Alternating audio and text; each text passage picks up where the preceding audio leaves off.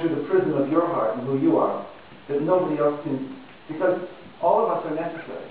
All of us are part of one incredible collage, the totality of which is greater than the sum of all of its parts. That's what God wants, and that's what God loves, is individuality. And I have to say one more thing, is that we believe in Judaism that that God gave us individual existence in order that we could exist individually, eternally. We don't go back into the soup. We came from undifferentiated existence. We were in the Ein Sof. It's a hard one to accept. But we all existed in the Ein Sof in a state of non-existence. Specifically, I'm quoting. We existed in the infinite in a state of non-existence. That's deeper than existing in potential. We existed in a state of non-existence. Then the Ein Sof gave us existence. And that's painful. That's stage 2. That's when the Ein Sof pulls its life back and makes a world where you and I have to exist, like the king makes the palace. But then, when we finally get back, we become part of the process of getting back, and we bring all of creation back to God. Then we maintain individual existence when we go back into the Ein Sof. That is never lost. It's the great gift that the Ein Sof wanted to give us. So individual existence is precious. Every single one of us is precious. Every single one of us is unique and beloved. Yes, what do you want to say back there? Well, now I want to say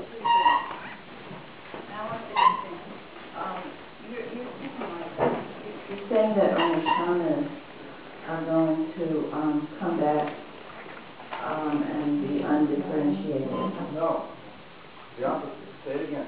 Okay. Are you saying that shamans are going to come back and into what? That we came from the Ein Sof, we were undifferentiated. Okay. Then we came down here. Right.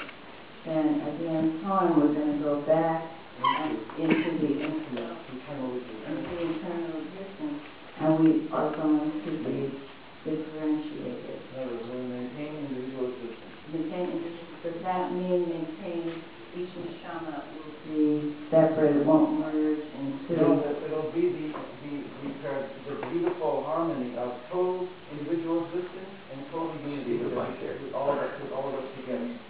No contradiction. Okay. Is that clear? That's like it's a really important thing. It's called Klal Uprat Klal, Eretz Adam Elakein Aprat.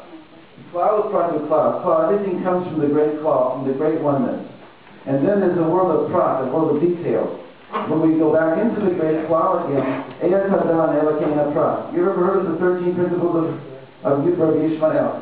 You'll only know the world of detail of particular individual existence now is going to be amplified up to exist eternally.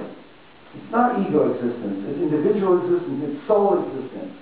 And basically the idea here is that God has eternal horizons for us, never ending, we'll never be bored.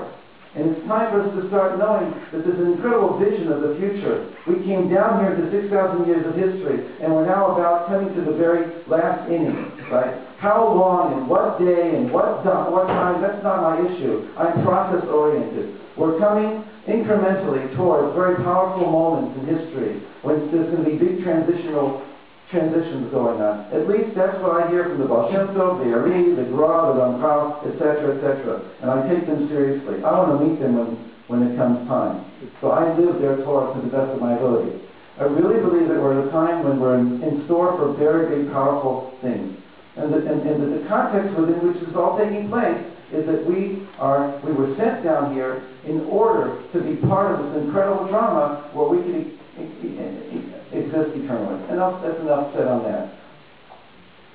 Who is first? Okay. Who wants to be first? Yeah.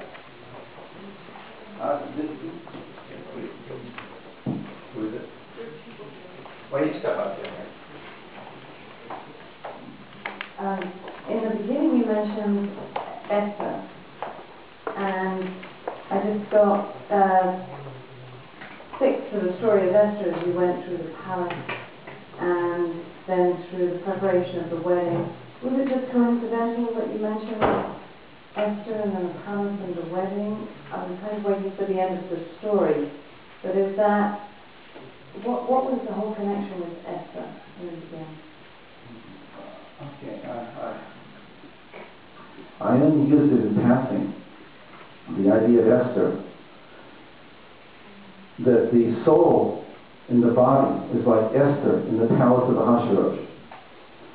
She has a job. She has to transform the personality.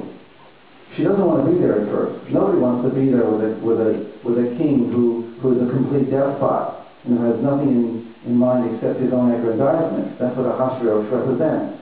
And the same thing back in history with Paro and Avimelech. They represent a very low-level, coarse type of personality.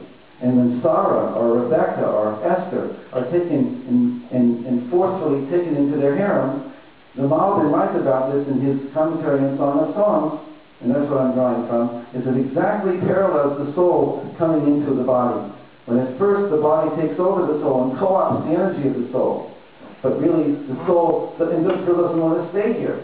But eventually the soul has to transform the body. It's a beautiful thing, and I've translated most of it, like make it available. It's impossible to give over everything about it, but all I can say right now is that Esther represents the soul in this world, and she has a very difficult job.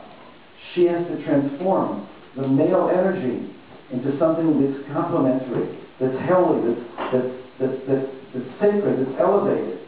Right? It's a very interesting thing that she's the heroine of the Megillah, that it's a woman, and that Mordechai has to wait on the sidelines